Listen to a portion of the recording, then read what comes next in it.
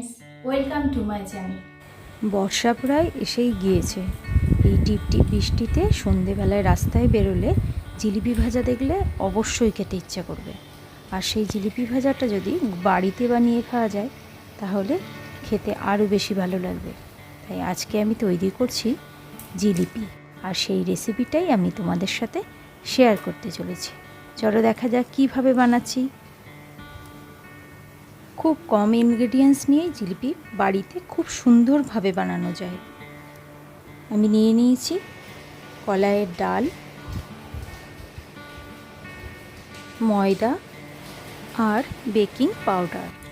জিলিপির batter বানানোর জন্য আমি নিয়ে নিয়েছি 1 কাপ ময়দা।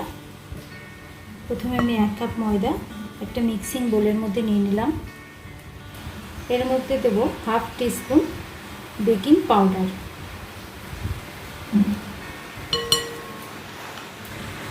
আর জিলিপির কালারের জন্য খুব সামান্য একটু ফ্রুট কালার।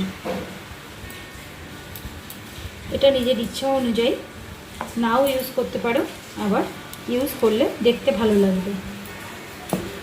এবার এই 3টে উপকরণকে ভালো করে মিশিয়ে নেব। এবার 1 কাপ জল নিয়ে নিয়েছি, পরিমাণ অনুযায়ী জলটা ব্যবহার করব। ব্যাটারটা খুব পাতলাও হবে না, কিন্তু অল্প অল্প করে জল দিয়ে গুলবো, তা না হলে ময়দাটা দলা পেকে যাবে।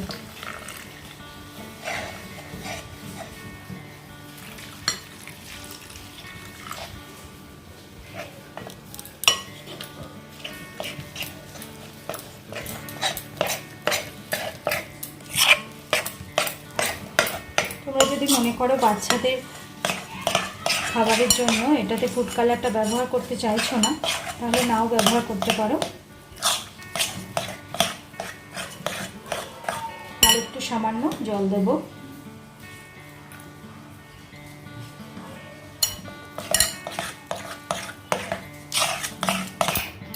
এবার এতে খানিকটা কলাইয়ের ডাল বাটা ব্যবহার করব। 1/2 কাপ কলাইয়ের ডালকে 3-4 ঘন্টা ভালো মতো ভিজিয়ে এর একটা স্মুথ পেস্ট আমি বানিয়ে নিয়েছি, সেটা ব্যবহার করব। এই কলাইয়ের ডালটা ময়দার সাথে মিশিয়ে নেব। এই ডালটা আমি 4 ঘন্টার মতো ভিজিয়ে রেখেছি, আরও বেশি সময় ভিজিয়ে রাখলে আরও বেশি টেস্ট হবে। এবার এই ময়দা আর কলাইয়ের ডাল বাটাটা ভালো মতো ফেটিয়ে মিশিয়ে নেব।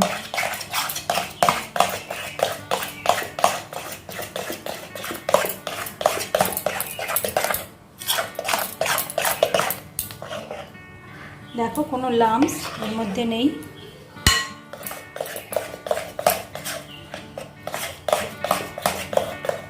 হাফ কাপের থেকে একটু সামান্য বেশি জল ব্যবহার করেছি ময়দাটা গোলার জন্য। এই ব্যাটারটা খানিকক্ষণের জন্য আমি রেখে দেবো, এটা সেট হওয়ার জন্য। ততক্ষণ আমি জিলিপির রসটা তৈরি করে নেব বা শিরাটা তৈরি করে নেব। চিনির শিরা বানানোর জন্য আমি 2 কাপ চিনি ব্যবহার করব। 1 কাপ, 2 কাপ।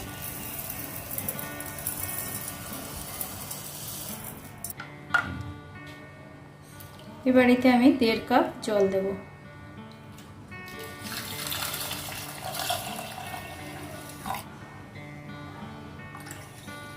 দেড় কাপ জল দিলাম।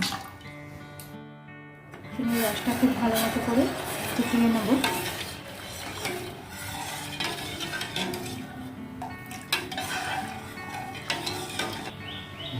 শিরার মধ্যে 2টো এলাচ ফাটিয়ে দিয়ে দিলাম।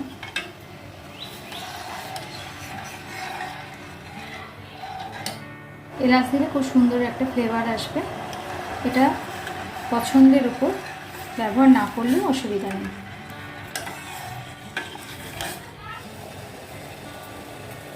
শিরাটা ফুটতে শুরু করেছে, এতে আমি আবার একটু কালার মেশাবো। ফুড কালার দিচ্ছি।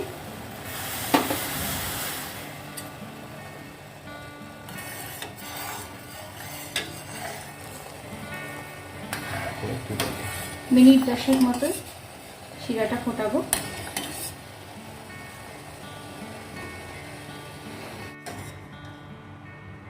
জিলিপির শিরাটা রেডি হয়ে গেছে।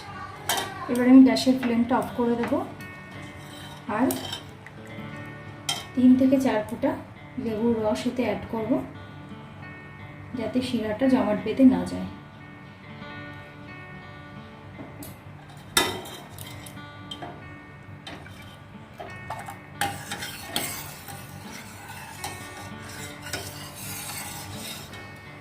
শিরাটা এবার ঠান্ডা করে নেব, ততক্ষণ আমি জিলিপিটা ভেজে রেডি করতে পারবো। জিলিপি ভাজার জন্য অবশ্যই ফ্ল্যাট কড়াই নেবে বা ননস্টিকের প্যান। দেখো, এবার এতে আমি রিফাইন্ড অয়েল দিয়ে গরম করতে দেবো।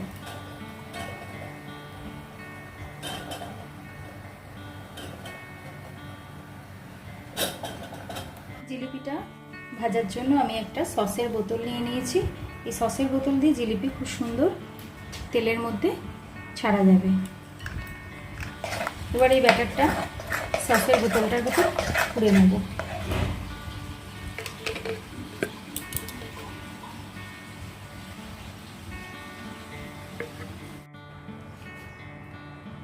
তেলটা গরম করে একদম কমিয়ে নিয়েছি গ্যাসের ফ্লেমটা।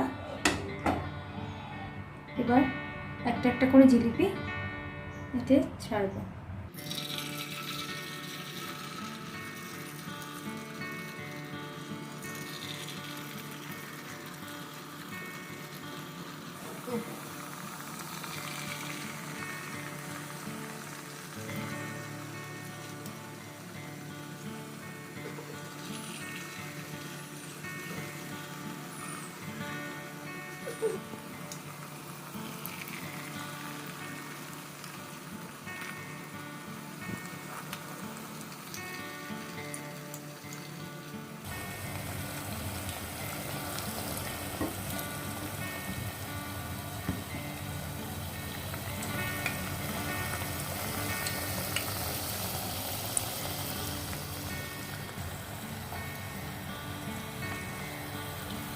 একটা পাশ উল্টে ভেজে নেব।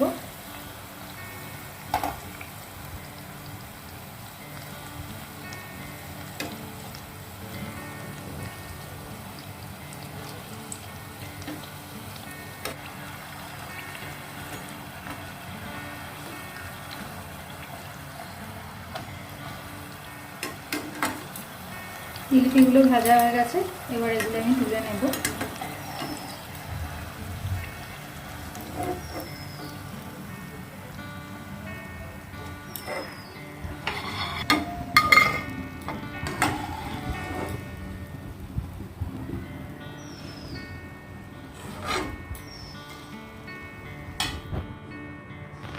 এবার জিলিপিগুলোকে রসের মধ্যে দিয়ে দেবো।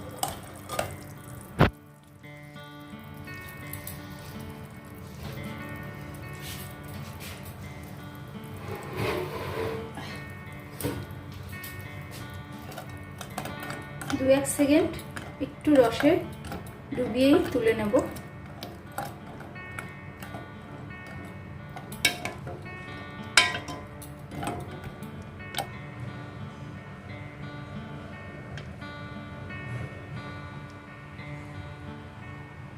এবার এগুলো তুলে নেব।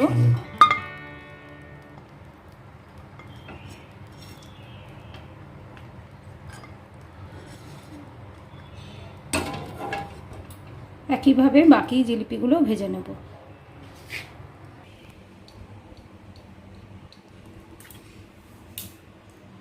জিলিপি ছাড়ার সময় গ্যাসের হিটটা কমিয়ে রাখবো। এবার আবারও বাকি জিলিপিগুলো দিয়ে দেব।